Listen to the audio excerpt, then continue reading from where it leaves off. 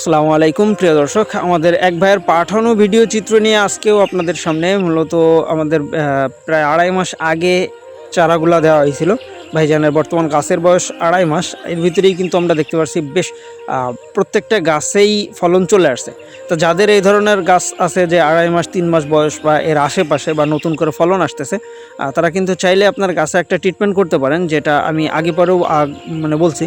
আপনার গাছের বয়স 5 মাস হওয়ার আগ পর্যন্ত এই যে দেখতে পাচ্ছেন প্রত্যেকটা গাছেই কিন্তু 4টা-5টা করে পাতা আছে, এটা রাখা যাবে না। সর্বোচ্চ 3টা করে পাতা রাখতে হবে 5 মাস বয়স হওয়ার আগ পর্যন্ত, তাহলেই কিন্তু আপনার লতিগুলা মোটা হওয়া শুরু হবে। আবার অনেকে প্রশ্ন করে যে ভাই কচুরিপনা থাকলে জমিতে কোনো সমস্যা হবে কিনা। তো আসলে কচুরিপনাতে কোনো রকম সমস্যা হয় না। সুতরাং আপনি কচুরিপনা থাকলেও এটাতে দ্বিধাদ্বন্দ্বের ভিতরে পড়ার কিছুই নেই। তবে চেষ্টা করতে হবে প্রত্যেকটা গাছের যে বাড়তি পাতাগুলা এগুলা জমিতে যেন না পচে, এই জিনিসগুলো পরিষ্কার পরিচ্ছন্ন রাখার জন্য, তাহলেই এখান থেকে বেটার ফলনটা আপনি পেতে পারেন। এই যে দেখতেছেন ভাইজানের মোটামুটি 2.5 মাস বয়সী গাছগুলা থেকেই কিন্তু ভালো একটা লতি বের হচ্ছে।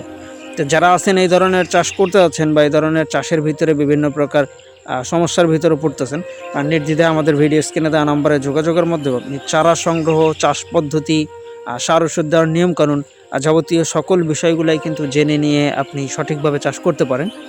যেহেতু মাত্র 45 দিন থেকেই আমাদের এই লতিরাজ থেকে ফলন দেওয়া শুরু করে, আর একটানা 10 মাস পর্যন্ত ফলন দেওয়া যায়। যার জন্যই কিন্তু বর্তমানে বলা হয় যে সময়ের সেরা চাষ যশোরের লতিরাজ।